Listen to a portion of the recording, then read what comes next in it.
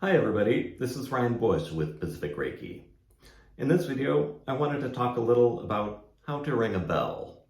That might seem like a strange thing to talk about, but in many ways it's one of the most succinct and clear ways of laying out what all of this is about. And in this discussion, I'm indebted to the Buddhist monk Thich Nhat Hanh, who used it as a way of talking about the heart of his practice. He tells a story about when he was first training to be a monk, and one of his first responsibilities was to ring the bell to call people to the beginning of prayer.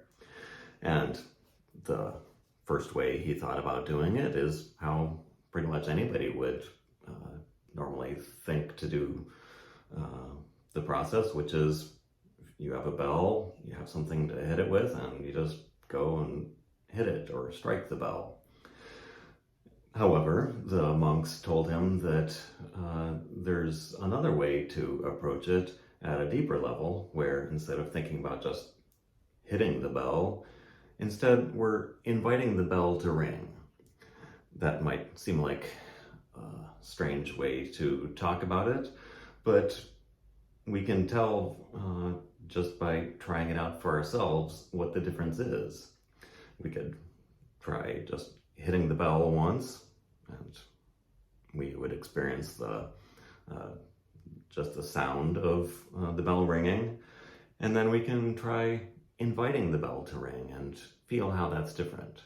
So here I'm going to invite the bell to ring.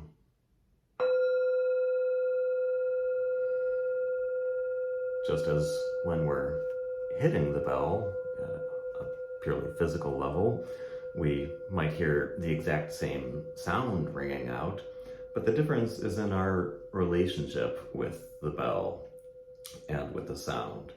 Because when we're inviting the bell to ring, we're letting go of the way we normally interact with things around us, where we feel like there's a complete separation between ourselves and what we're interacting with, that we're just making use of these tools around ourselves.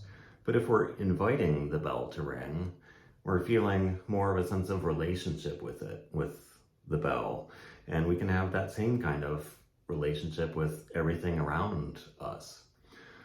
Various traditions might talk about this kind of shift as going from the ordinary physical level of being and shifting into a state of non-duality, where we're letting go of the boundaries between ourselves and things around us.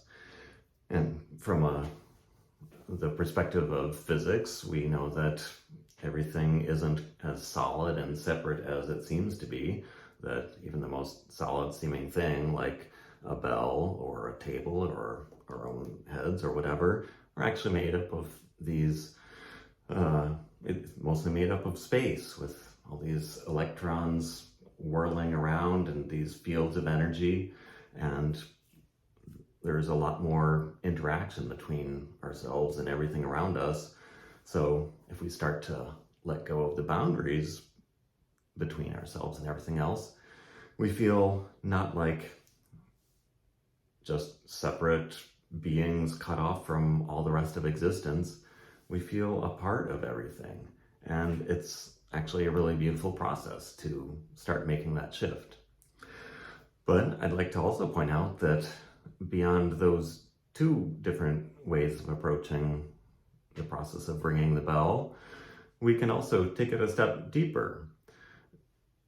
Aside from the physical level of just hitting the bell and this level of inviting the bell to ring, we can also take it a step farther to the state that we could think of as complete oneness, where there is no longer any separation whatsoever between ourselves and the bell. We could think of it as that we are the bell, or that we are everything.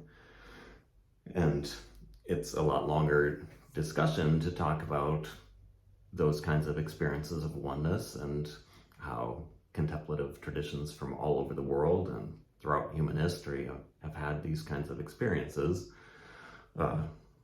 Various traditions give different names to these experiences of oneness. From the perspective of Reiki, we might talk about connecting with the great bright light, or we might talk about connecting with the source. We might talk about the Tao, or the energy that flows through all things.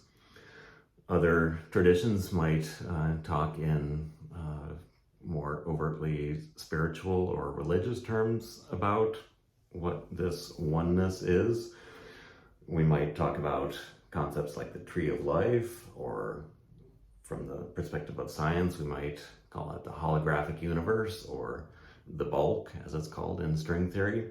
There are a lot of different ways of talking about what this oneness is, but even if we don't believe in anything beyond the physical world, we can feel a connection with all of the universe, or whatever the highest level of oneness that we can think of, when we do something as simple as ringing a bell, or for that matter, driving a car, or doing the dishes, or whatever we're doing. We can approach it either from the physical level of being, as we normally would in our daily lives.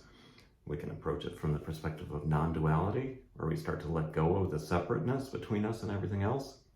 Or we can approach it from the perspective of pure being.